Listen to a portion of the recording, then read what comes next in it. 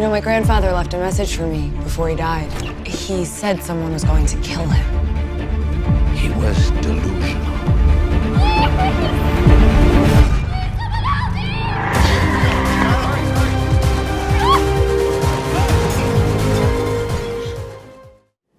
Hi everybody, welcome to Local Hero. I'm Leandro Marini. I'm the supervising colorist and founder here.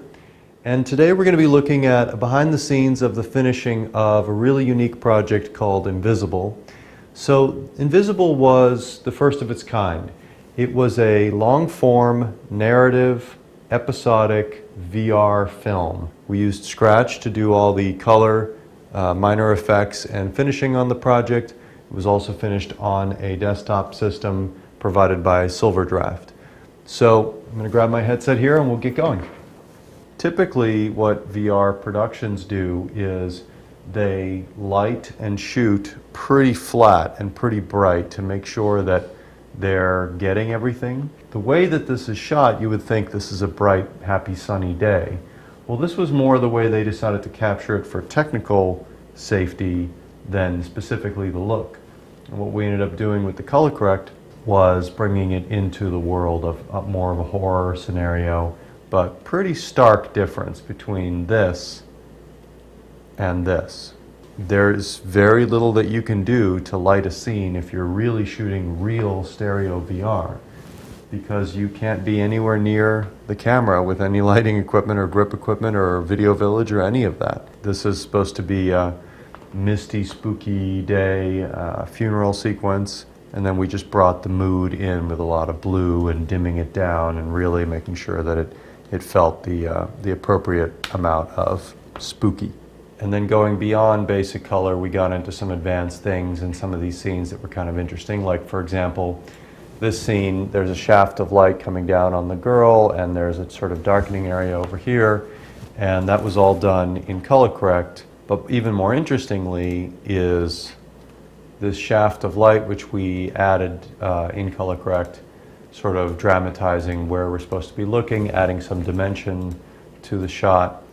And the interesting thing about this is that this shaft of light has to be in 3D space, so that when you're looking at it with the headset on, you feel like it's a volume of light. So in Scratch here, we were able to do a left and right eye of this volume of light and offset it a little bit, just a power window, just offset it a little bit in 3D space so that when you've got the headset on, this little shaft of light looks like it's actually an atmospheric effect that is in the room, not just pasted on the wall.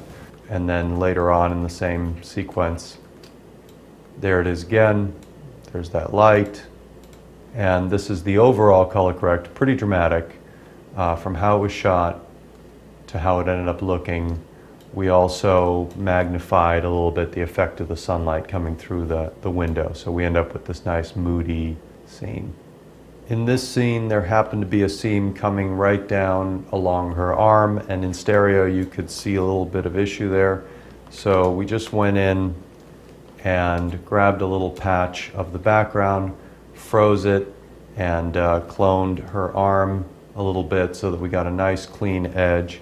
So most of this material is shot in true stereo VR, but once in a while they had to run a second camera, and they had a GoPro rig which was not shooting in stereo, just produces a 360 video image that is not left and right eye, it's just 2D, and that's intercut with the stereo footage.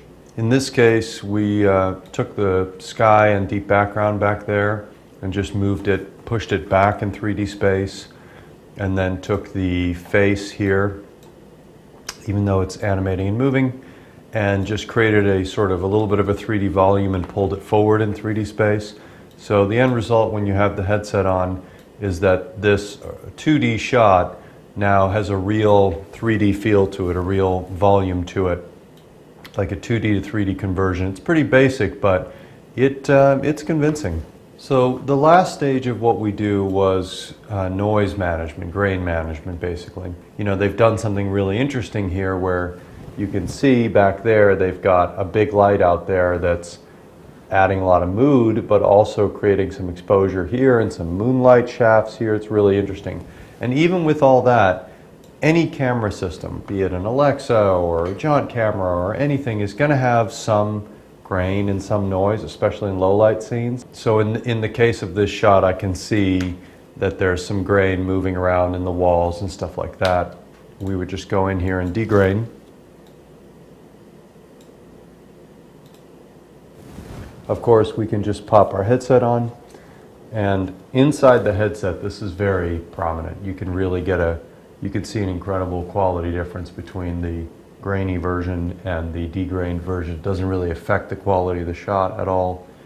So I've got the headset on here. I can see what the consumer is going to see. I've got the GUI here where I can make changes, and the client or whoever else can see a really interesting view of where I'm looking, but also what a 360 video version of this film is going to be like on something like YouTube 360. Scratch performed like a champ. The combination of being able to do color, visual effects, and cleanup all in real time, and especially in the headset in real time, so you can really judge how the audience is going to see not just color, but things like degrain, minor visual effects, was critical to this project going well. As always, thank you for watching.